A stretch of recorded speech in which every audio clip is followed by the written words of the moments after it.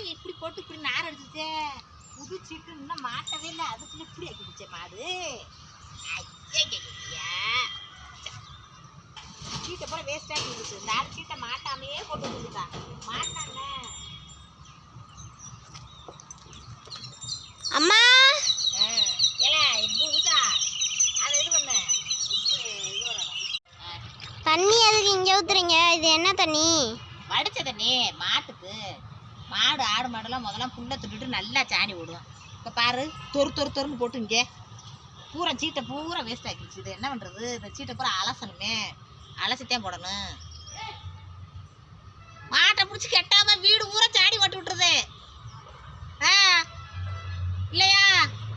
அப்போ யார் விட்டு மாடு? ஒரே தரு தருண்டு எங்கன பார்த்தாலும் அலசி அலசி விட்டுக்கிட்டே இருக்கிறாப்புல இருக்கு. இங்கே வாங்க சீட்டு கிட்டுலாம் போச்சு.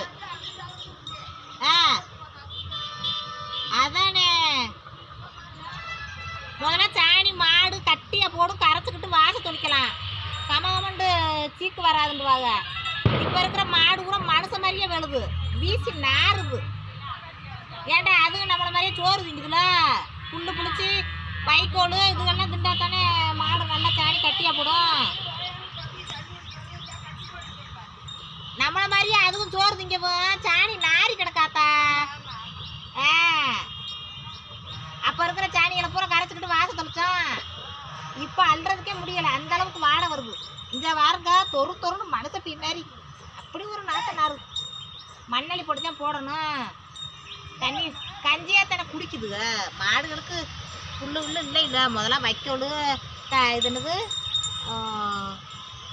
இது அது என்னமோ சொல்லுவோம், நிலக்கடலை இலை அதெல்லாம் திண்டுட்டு கிடக்கும். இப்போ எங்கே திங்குது?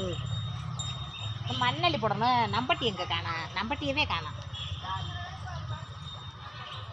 கோயில் மாடா இருக்குமோ?